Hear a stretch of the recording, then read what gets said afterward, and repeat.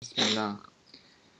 So I'm with Subboor Ahmad here on Civilizational Thought channel, my new channel, and we're gonna discuss some things about science, philosophy of science, evolution, and some words, facts maybe. So I will just jump right in. My question is, how do we perceive the world around us, the tools that we are using to perceive our world, and do we use some assumptions to make that, there is something we perceive in the world, and we have some assumptions, and these assumptions and these perceptions come together? Does that necessarily lead to a truth, or that it can be misleading to us? What do you think? Okay, thank you for having me on your channel. I'm very excited. Just for the viewers who don't actually know, me and Bilal, we go back we probably met 2015. Yeah, 2015 we met when Hamza and me, we came down for a conference. So, Bilal, I ask you all, if you're watching this, make sure you subscribe to his channel. It's going to be great content. So just to dig into the first sort of question, what's really interesting about knowledge is that the more you know, the more you find out we're very ignorant. We actually know nothing.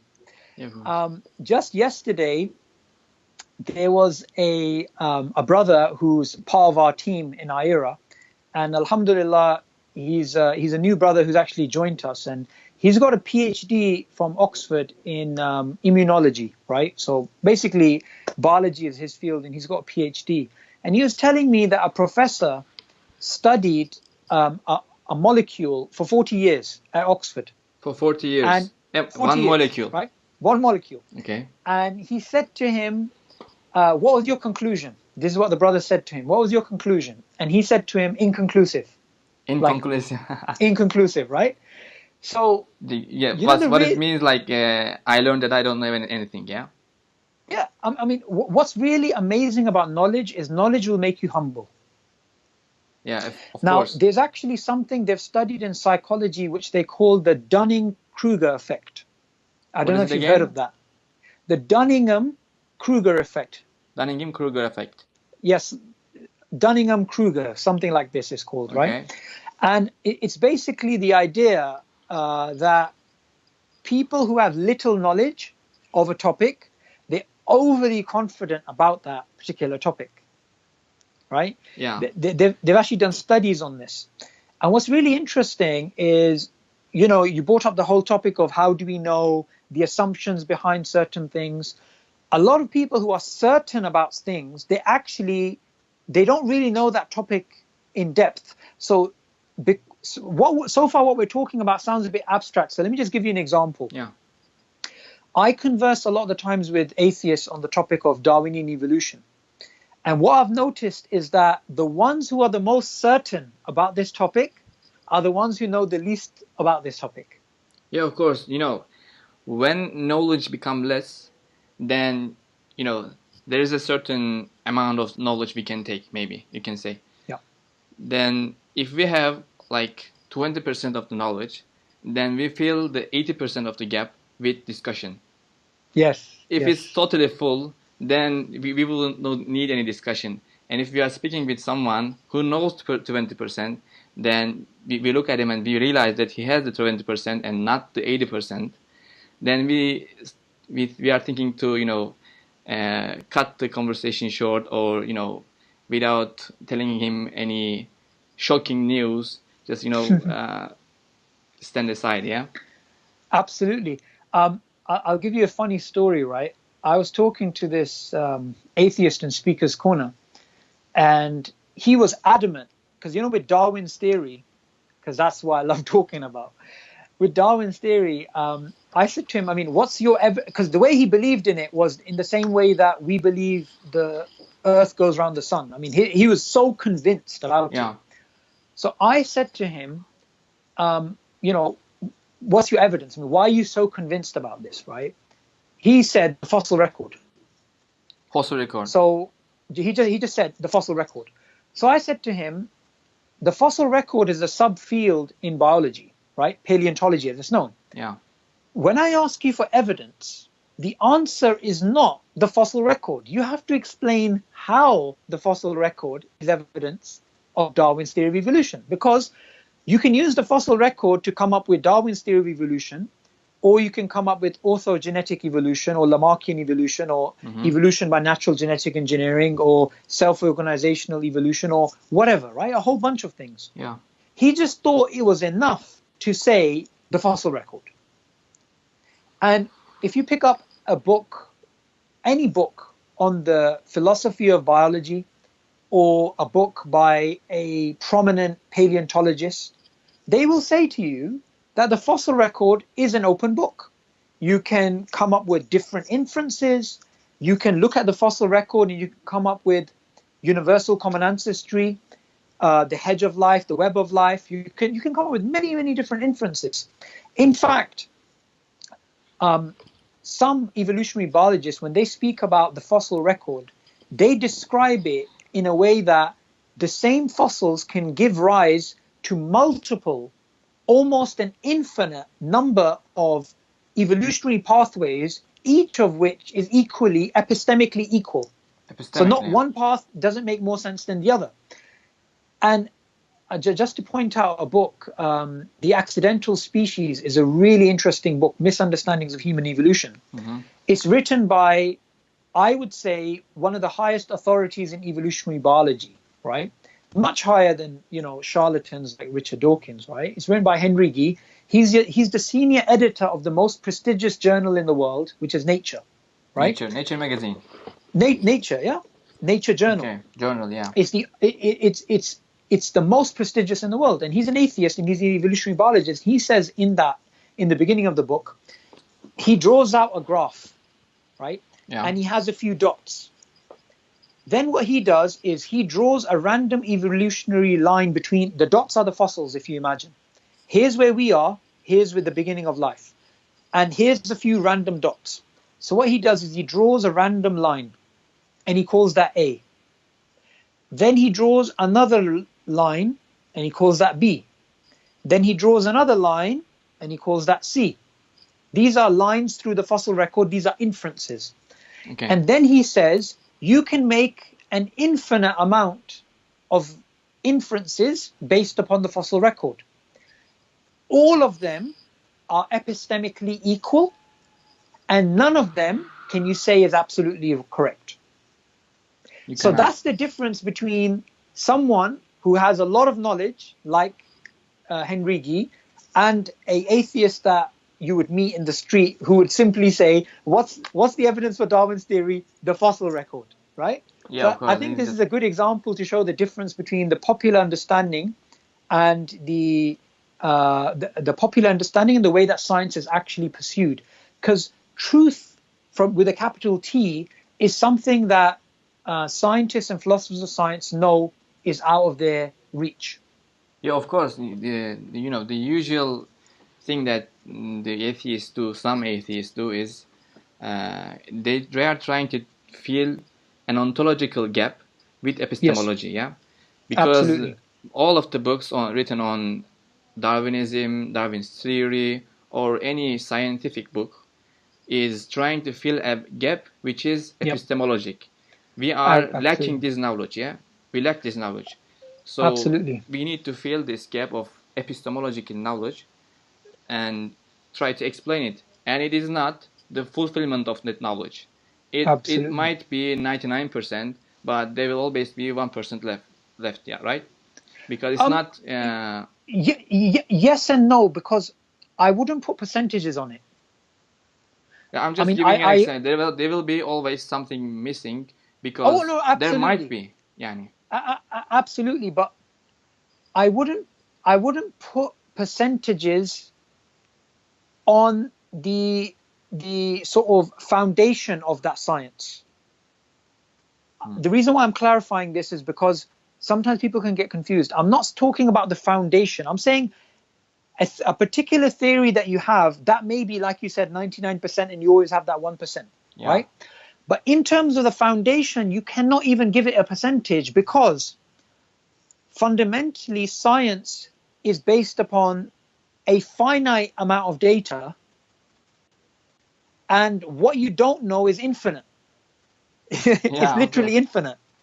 So I just wanted to clarify that so our viewers understand that when you said 99%, that's not referring to the ontological foundation of science. That's to do with a particular theory, and someone says, I'm sure about this by 99% for whatever reason.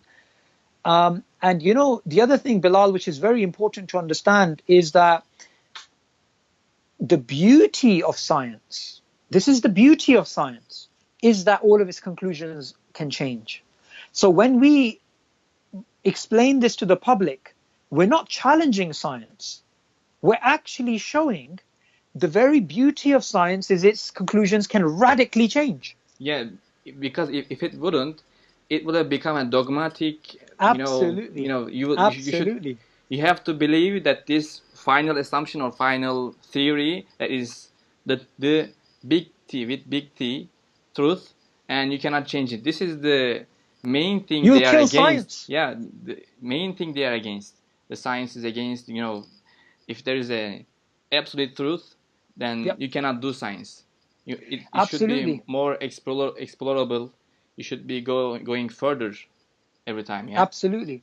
And the other thing, Bilal, that you began off with, that we need to unpack is sometimes what people do, and I don't know if you've noticed this in Turkey when you're speaking to secularists or whoever, Yeah. when you explain to them about science, this particular reality, which is agreed upon that it doesn't lead to truth, they sometimes have this attitude of throwing out the baby with the bathwater and saying, oh, what else do we have then? We can't know anything. And they get really upset. Yeah. And Of course. at this point, we have to explain to them, listen, don't be emotional about this, because we can still arrive at truth, because you and me, we both believe that we had, going back 100 generations ago, we had a grandmother.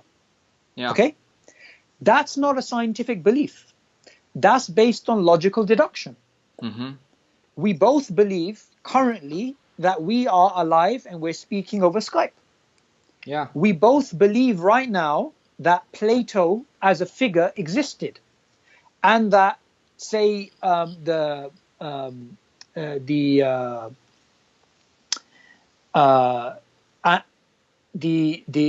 Turks of modern day Europe, they originally came from Central Asia. Yeah. This is not a scientific belief. This is a testimonial belief, and there's literally 99% of our knowledge is non-scientific. It's actually testimonial. Yeah. Of course. Yeah. So when people throw out this thing, right? Oh, you're saying science changes, therefore we can't know anything, and they get really upset. You say to them, listen, just calm down, because the vast majority of our beliefs are not based on science anyway. We are not looking for an empirical evidence for everything in our daily lives. Yeah. Absolutely. I mean, the strongest beliefs that we as human beings hold are moral beliefs. Yeah. Right? We strongly beliefs.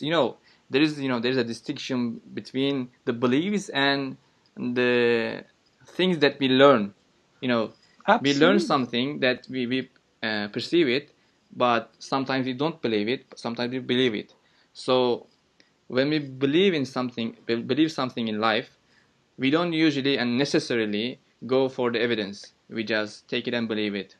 But for some things, some things that we are not familiar with, when we hear it, then we are going for some experts. When we are a child, we will go for our father and mother, or when you are grown up, you will go for your teacher to test the information. Yeah. Yep. Absolutely. And the thing is, the other thing which is very important to understand at this particular point is that truth itself as a concept is not based upon science. The idea that truth exists, that it's not subjective, that truth itself is an objective reality. This is a metaphysical belief which is innate. Yeah, this is something you decide before doing science. Absolutely. It's an a priori belief. Yeah. And likewise, I believe and you believe in right and wrong. That right and wrong are not subjective sociological constructs. Yeah. They're not biologically determined environmental factors, and they're not arbitrary. And if you speak to a general person, just a random layperson in the public, and you say to them, do you believe in right and wrong as objective things, that they are things in the world which are like 1 + 1 is 2, whether people agree or not, they are objective part of reality, the furniture of reality, that right and wrong exist. Mm-hmm.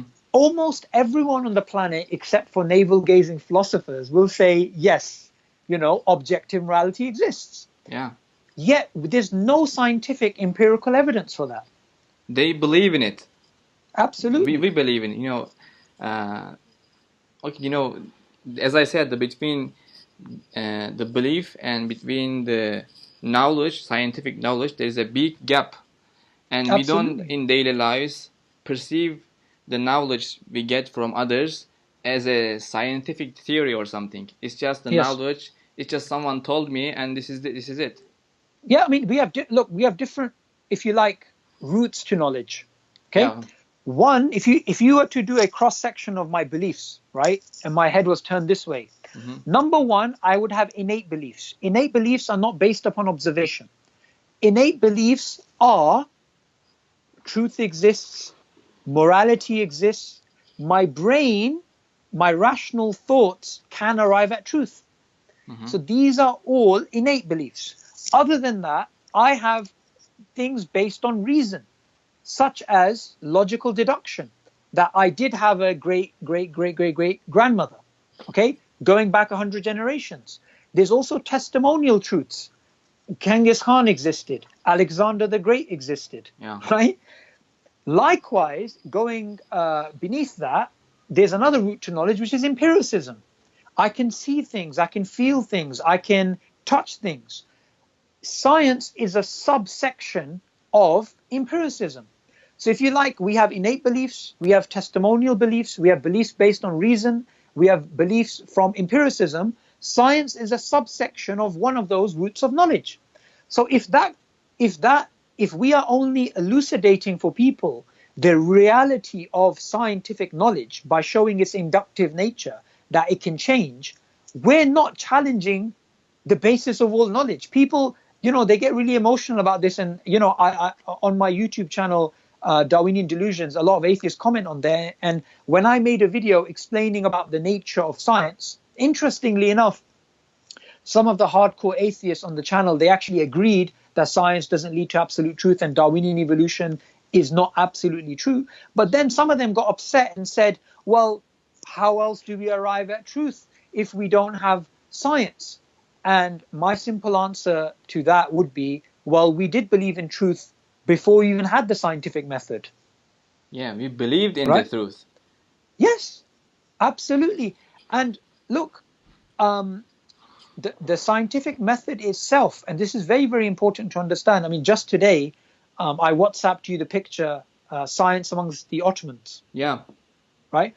I was really excited about this book because what I've been researching recently is the history of the scientific method itself, not the scientific achievements of the Muslims, right?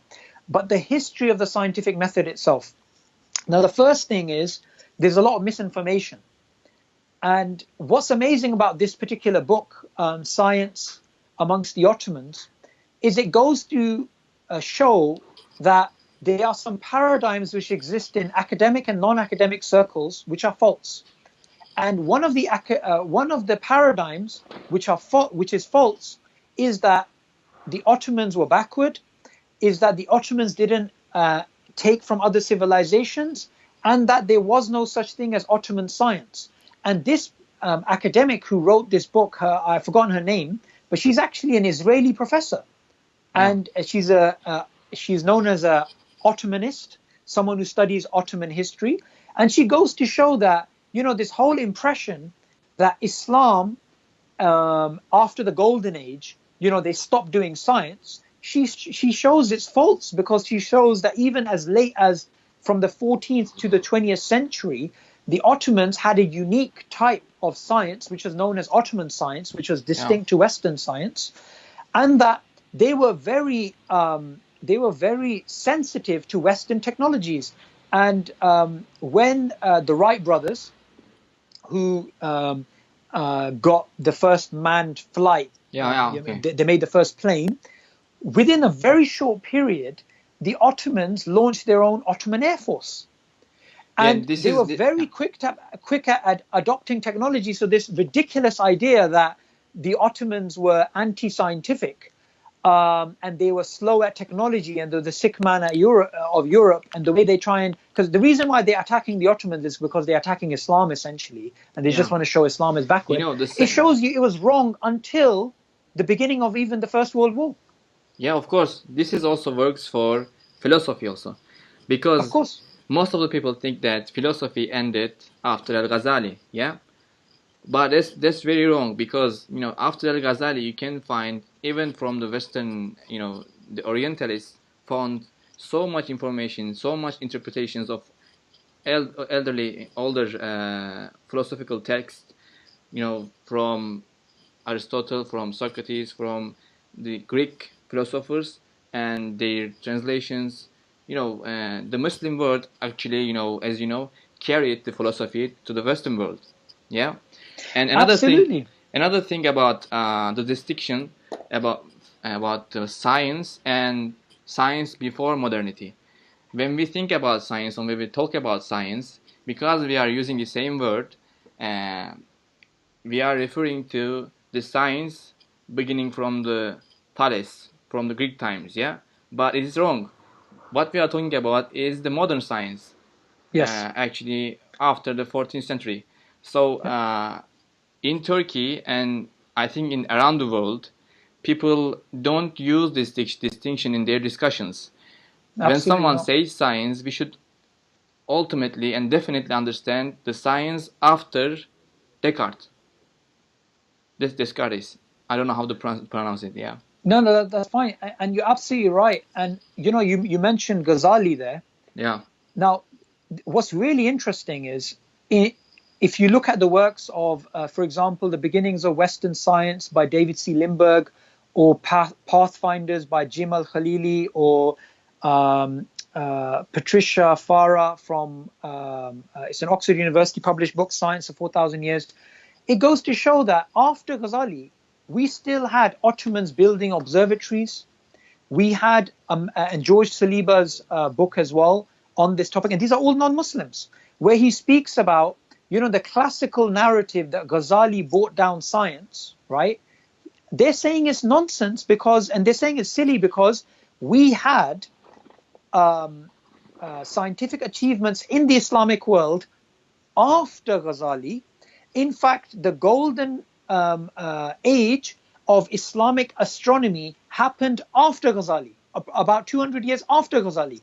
On top of that, we had lots of achievements in the Muslim world which were not in Ottoman Turkey, in the Ottoman Empire, in Mughal India, because Mughal India again was an Islamic empire, and in Islamic Spain. We had so much, not in Islamic Spain, but in the Middle East, we had so much Islamic activity still going on after Ghazali. And what Jim Al-Khalili says, and he's he's a atheist, he's a humanist. Mm-hmm. He basically says this idea that Ghazali brought down science is silly. And what he goes on to explain is, one, Ghazali had a problem with aspects of Muslims adopting Greek Hellenistic thinking in regards to theology. Ghazali had no problem with medicine, with physics, with chemistry, with biology, with what we would consider today science. His problem was a purely metaphysical problem. And we even had people like Ibn Taymiyyah after Ghazali who were involved in fiqh, was Islamic thought. Yeah. And what's really interesting as well is that there's a whitewashing of history, right? There's a whitewashing of history that, we just had this little golden age and then we didn't have anything after that. And in the new, I'm working on a new book to do with this particular issue. And when I was looking up, the exchanges between East and West, this was in the 18th century, right? We still had the the wife of the ambassador to the Ottoman Empire from the British.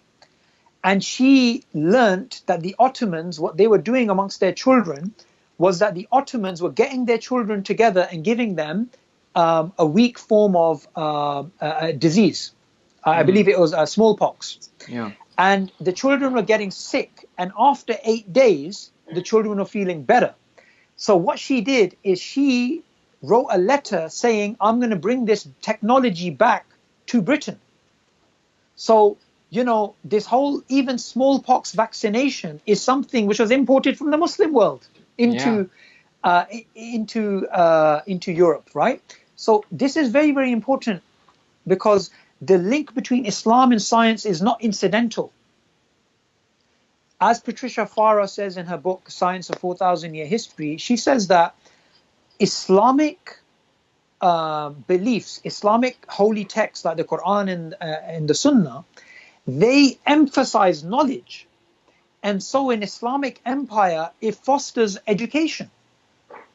And what we need to realize is that, number one, Muslims we took from the Persians, we took from the Indians, we took from the Greeks, we took from the Romans. And not only did we take their ideas, where we realize that there are people who may not believe what we believe, but they are intelligent people. Yeah. We did our best to help them, and we also accepted them and assimilated them into our infrastructure. So Sultan Bayezid II, when the Jews were expelled from Spain, he gave a decree to bring the Jews from Spain into the Ottoman lands and to use them as administrators, because they were very, very intelligent people. And he said to Ferdinand, the Christian ruler, he said, you have impoverished yourself and you have enriched me. With who? The Jews. Which goes to show what?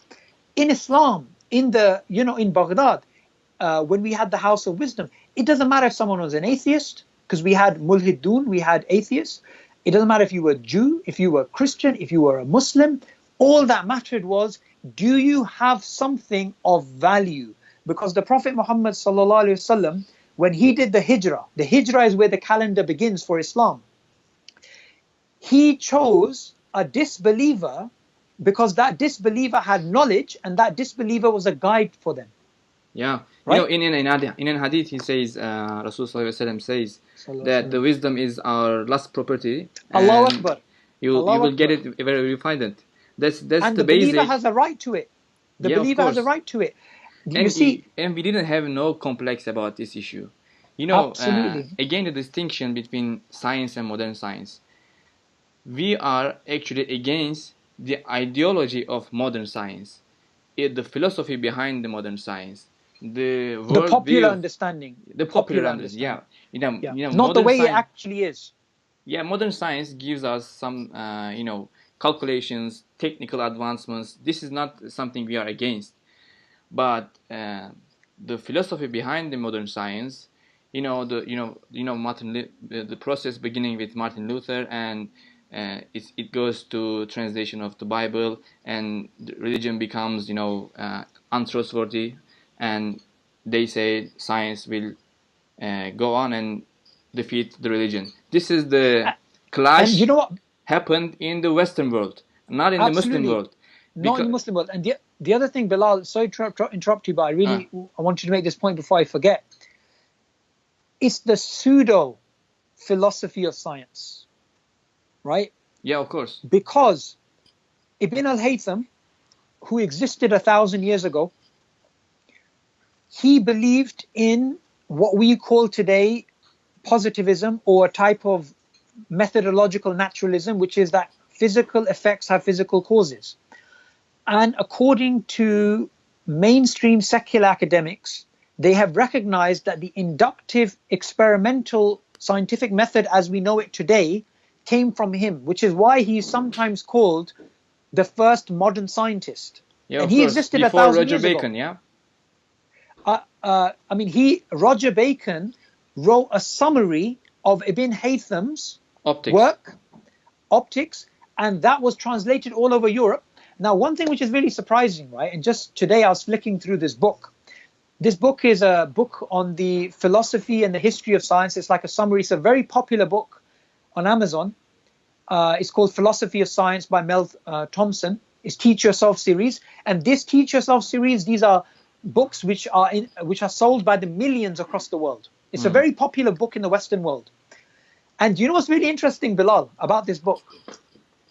It goes to explain the history of the scientific method. It starts off with the early Greeks, Aristotle, Plato, Archimedes, and whatnot. Yeah. Then it goes straight to medieval Europe, as if nothing happened in between. Yeah, of course. That's the way Even though yeah. the modern, and what happens is this, right? They link the modern inductive method of science, because the Greeks didn't do experimentation to the level that we do them today. That experimental, the falsification and the scrutiny and these things, right? They link it back to Copernicus because Copernicus challenged Ptolemy. Yeah. Right? Before, what scientists used to do was scientists used to reconfirm, these were proto-scientists, reconfirm Ptolemy. So when they looked into nature, they weren't trying to falsify, they were trying to reconfirm the Greeks. Now, they love Copernicus because Copernicus challenged Ptolemy, who existed a long time ago. But the interesting thing, which Patricia Farah points out in her book, Science: A 4,000-Year History, is Eurocentric historians or Eurocentric studies have been telling us that, you know, Copernicus came along and he challenged Ptolemy. She explains, actually, no, it was the Islamic scientists hundreds of years before who already challenged Ptolemy. And Ibn Haytham he actually wrote a book called Doubts About Ptolemy, and he existed hundreds of years before Copernicus. The Muslims were already using the inductive method, and they were trying to falsify something which is attributed to the early modern Europeans. So what we face today is a Eurocentric whitewashing of history. Yeah, of course, definitely.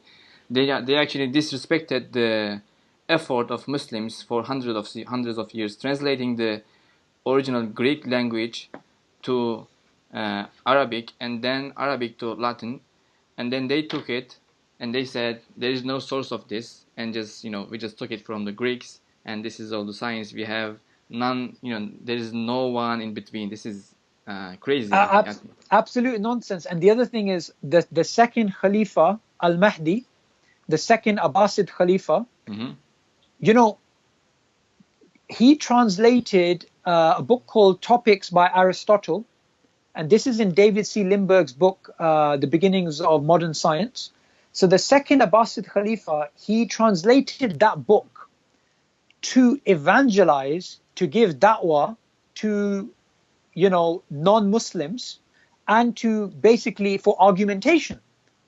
So this particular translation, one of the earliest translations that was done by the Abbasids, was done particularly for the intention of evangelizing. Now, what does that go to show you?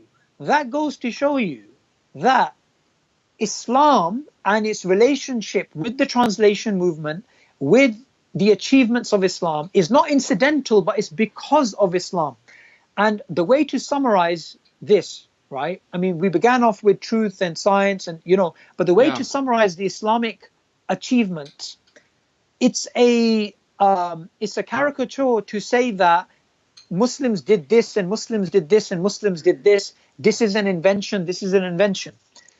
If you want to categorize what the Muslims did for the world, not just the Western world, you can categorize it into three broad categories. Not just what we invented or what breakthroughs we made, but three particular areas. Number one, we gave the world the modern scientific method through Ibn Haytham. Number two, we gave the world a form, a syllabus, a methodology of education through universities. The first university was in Fez in Morocco. And the syllabuses of the Western world, Oxford, Cambridge, Bologna in Italy, the first universities in Western Europe, these universities came 240 years after the first university in Fez. right? Yeah. So they not only took the modern scientific method from the Muslims, they also took the way that you actually teach, universities. Yeah, Number the system three of madrasa, is, yes, system of actually. madrasa, right? And those madrasas were universities because they taught astronomy, Quran, maths, physics, everything, right? The third thing is the achievements that we actually made. Now, those achievements is the only thing which people know about because 101 inventions and all the rest, right? Yeah. But that's the tip of the iceberg. The reality is the greatest gift the Muslim world is given is the scientific method itself in terms of not the proto-science which existed before Ibn Haytham, but the inductive experimentation, the systematic forms of falsification, that and the very way, the way that you actually educate. Yeah, you know, And these this are things was, which the public doesn't know. the public doesn't know also, this was not for the belief that everything can be explained through materialistic views. This Yes. was just a methodology of, you know, you do things with materials. This is only for this world, actually. Yeah. This is not This about wasn't ontology. absolutely. And this is the problem. You see, Ibn Haytham, Ibn Taymiyyah, Ghazali, our giants in our history, they understood the difference between methodological naturalism and philosophical naturalism, Yeah. right? Today is conflated as the same thing. And the other thing which I wanted to add, because I think this is very important, there are so many contentions that are brought up when it comes to the scientific history and Islam.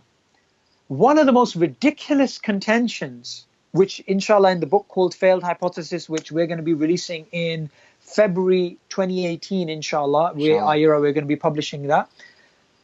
We're going to be explaining that this ridiculous idea that so-called heretics, right? Ibn Sina, Arabi, Ibn Rushd, and, all these people that they claim are heretics, right? That weren't exactly orthodox. They try and claim these are the people who were doing the real work and nobody else was, right? So it wasn't even the proper orthodox Muslims. Mm-hmm. This is the most ridiculous contention because number one, the vast majority of the intellectuals who were involved in the translation movement, the scientific movement, like Ibn Haytham, like Jabir ibn Hayyan and others, they were devoutly religious. Yeah. Ibn Haytham said, I'm studying science to be closer to God, right? These guys were religious. Al-Khwarizmi, again, very religious. Secondly, I'm we sorry to had cut, Jews. but they were not trying to fill an epistemologic gap because they didn't have the ontology. No. The ontology is on the center of their ideology, their thinking, but the epistemology just for the sake of the ontology. Maybe we can explain it like that. Absolutely. So number one, they were a few names. Secondly, we had in the Islamic Empire, we had atheists, like people who don't believe. We had Jews. We had a lot of Jewish academics. We had Christians. We had Persians. We had Zoroasters. We had everybody working together. But what's very important to understand, and David C. Lindbergh points this out, people like Ibn Sina who held views which were unorthodox. They weren't burnt at the stake. Yeah. They weren't persecuted. And he points this out. And most importantly, they were products of the Islamic environment. And what's interesting, these so-called heretics, according to them, none of them claimed they were non-Muslim. Ibn Sina considered himself a Muslim. Yeah. And even if he didn't, all the rest of this argument would still make sense because overall, the Jewish academics, who we can name more of them than we can name the heretics, right? Now, the Islamic achievement was not due to the Muslims alone, to the Jews, to the heretics, to the atheists, to the Christians. It was due to the environment that Islam created that facilitated these actions.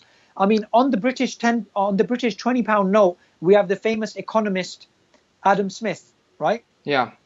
And Adam Smith has this famous, one of the most famous statements that's attributed to him is, money is a matter of belief, currency, right? Adam Smith said the first state which facilitated the cultivation of the sciences was the caliphs. Yeah. Right. So we absolutely have a rich history, and online, when you go online, you watch for videos like Neil deGrasse Tyson taking on Islam and science, and all these atheists are celebrating, and he makes fallacies. Steven Weinberg, Sam Harris, these and Douglas Murray, right? These guys, they have really popular videos and a narrative about Islam and science, and Muslims didn't really achieve this and whatnot, right? I've just named to you these four popular guys. All four of them are not academics in the history of science, and all four of them happen to be people who are anti-Islam anyway. Yeah, of course. So what you'll they find popularized their ideas, actually. Right. And what's interesting, I'll just give you one of them, because one of them is actually an academic, right? Which is Steven Weinberg. Because Sam Harris is a charlatan. He's, if you look at his research work, I mean, he's just done his PhD. Hamza recently completed his master's in philosophy of mind. And I said to Hamza, do they reference Sam Harris? And Hamza said, Sam Harris is not an academic. He's not referenced in the philosophy of science. And, everybody thinks of neuroscience. But anyway, one of them is an academic. His name is Steven Weinberg. He won the Nobel Prize in Physics. Steven Weinberg wrote in his book that, Ghazali ended the Islamic flourishing because of his anti-rationalist attitude, right? Yeah. The funny thing is, number one, and this is absolutely phenomenal, we have amazing achievements after Ghazali, number one. Number two, the history of Islamic scholarship is not monolithic, because as you and I know, not everybody follows the same scholar. So this whole idea that one guy decided to bring it all down. Number three, Ghazali himself was a scientist. Yeah, of course. He actually... one more thing. Yeah. Number four, according to secular historians, Ghazali's problem was purely metaphysical, nothing to do with physical sciences. They were unaffected. And check out this thing, which is going to be in our book as well, Failed Hypothesis. Yeah. Ghazali considered important scientific knowledge like medicine. He considered it fard-e kifaya. What? Fard of kifaya. Fard-e kifaya, yeah. Unobligatory. I hope I'm saying that correct. So knowledge which is fard upon the community. And Ghazali complained and said, when we go through the city, there are so many people who know the fiqh. Yeah. Yet we have people who are ill, but we don't have physicians. So Ghazali was complaining, and he gave another analogy. Ghazali gave another analogy that it's like when the Muslims are thirsty, they can't eat books or something like this, right? Yeah. Ghazali complained there wasn't enough people doing science, and he called medicine fard-e kifaya. Now, fard-e kifaya, for those viewers who don't know, itikaf in the mosque in Ramadan is fard-e kifaya. It's actually a sin on the community if a section of it doesn't do it. Yeah. Yeah. So it goes to show you this whole Steven Weinberg's nonsense about Ghazali brought down science. And, if you go to the YouTube channels where they're talking about Ghazali taking down science, Neil deGrasse Tyson's talking about it, Sam Harris talks about it in his podcast, these atheists are getting aroused. They're getting so happy. Yeah. It's Muslim achievements are, and it just shows you how pathetic they are. Because as I challenge atheists in Speaker's Corner and elsewhere, I say to them, what have you done for science? You didn't come up with a method, right? Yeah. Most of the scientific achievements that were done prior to, the last 30, 40 years were done by Muslims or Christians, right? Thirdly, the scientific method itself wasn't the modern scientific method. It was actually Ibn Haytham. It was not an atheist. Yeah. In fact, and here's the thing, and I'm sorry I'm getting a bit passionate, but Bilal, here's the thing. In Islam, we have a spiritual belief which facilitates science. And wallahi, I swear by Allah, No atheist can say that they have this. And let me just tell you this. Our Prophet Muhammad sallallahu alaihi wasallam, he said, every disease has a cure, so search for the cure. Okay? Allah has not sent down a disease except He sent a cure. Now, the belief that there is a cure to cancer, to leprosy, to every single disease in the world, this is a metaphysical belief. And led us to search. Exactly. Yet, no secular ideology can give you that metaphysical belief. Yeah, of course. You know, one more That's thing a challenge. Coming back to Al-Ghazali, one more thing about him is, he actually, you know, if we have this perspective, I think we can clear out a lot of things. He actually wrote his books, some of his books, to protect religious beliefs from wrong scientific beliefs, and to protect the science from the religion. What I mean is, it is not religion gives bad effects to science or something. It is that you should not mix religious beliefs with scientific methodologies. There is a distinction between them. You can do science for your religion, like for the sake of God, but you cannot do religion for the sake of science. This is different. This is backwards, yeah? So Ghazali said that your central view of the world should be ontological, should be based on your beliefs. And then after that, when you have that, you can go and do science with having these beliefs without mixing them together. That's basically the one great thing that Al-Ghazali did, because in his time, people were mixing the philosophical assumptions, philosophical views with religious truths. Because religion has some facts in it that cannot be changed, and when philosophy comes into these issues and asks the same questions about religion, philosophy can answer any way it wants, but religion cannot answer any way it wants. Religion should look for the Sunnah, the Quran, the practice of Sahaba, practice of Rasulullah sallallahu alaihi wasallam. There is some rules, there is some methodologies of religion itself, in itself. Not outside religion, inside religion. We have our own methodology of achieving knowledge. But science has its own methodology of achieving knowledge. So if we apply science's methodology to religion, it's not right. And if we apply religion's methodology to science, it's not right. This is the one thing Ghazali did. And this has got to do with a simple principle, right? A pencil is used for writing. Yeah. You can't use a pencil to use it as a foundation of a building. You wanna build a foundation, you put pencils there. No, pencils are there for writing. Yeah. So the belief in science, right? That science, we have an inductive method, we have falsification, we have these things. And the belief that we have, that we get from reason, we get from testimony, we get from mathematical truths, from logical truths. These two things do not cross over because it's a corrosive relationship. So for example, you cannot scientifically show that 1 + 1 is 2. That is something based upon reason, based upon logic. So the Quran and Islam, we can prove using reason. Yeah. So it's a subset of reason. So, to use this sort of analogy, it's like using a pencil for the wrong thing. Now, what's very important to understand from this is this, right? Overall, and this is a good thing to end upon as well. Yeah. Islam facilitates science, and Islamic ethics facilitates science. And I want to share a story. One of my friends, he's an evolutionary biologist. Alhamdulillah, by the permission of Allah, he has a PhD from Cambridge in biology. And he worked on fluorescent proteins, and he's just an amazing brother.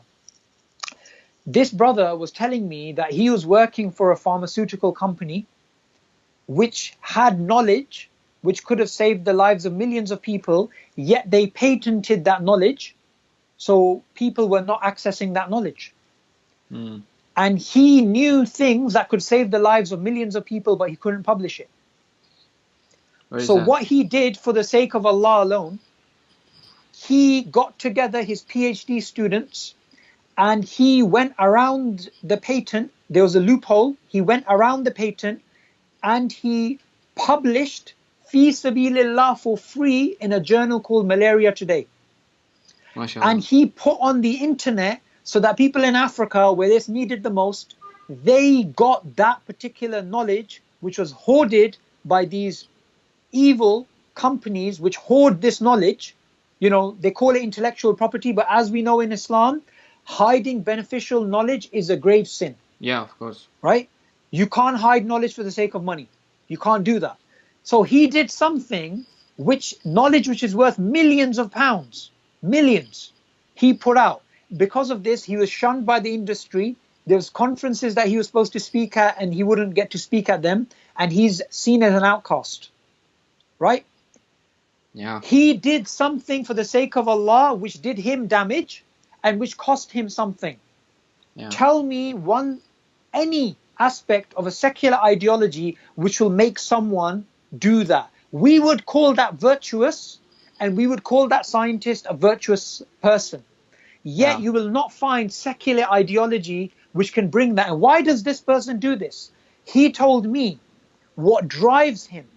He told me what drives him to do what he does and I've actually been to his lab. He said it's the Quranic verse. Whoever saves the life of one saves the lives of all mankind. Yeah, that's what drives him. No secular ideology can give you that. Yeah, no secular ideology can give us that. And for example, let's say someone who's not a Muslim, who is an atheist, did that. He can do it, yeah, because he feels that the other people need it. So to help them, he can go over all these issues, and for the sake of whatever, he may do that. But to explain this thing, you know, the most, if he's a materialistic, he has a materialistic view of the world, he will say, I did this because I had some neurochemical activity in my brain. Yeah, this is the utmost explanation of everything. Absolutely, I had no choice. Yeah, I had no choice. I was determined to help them.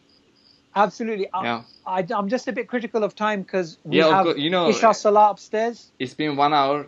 Thank you so much. It's been an hour. Yeah, an hour. Yeah. It was a great conversation. Thank you so much, and may Allah help you for your work. And inshallah, we'll see each other again, and the viewers will see us again, inshallah, in this channel. So thank you for joining me, Subboor Ahmad from IERA. Assalamu alaikum. Wa alaikum salam wa rahmatullahi wa barakatuh.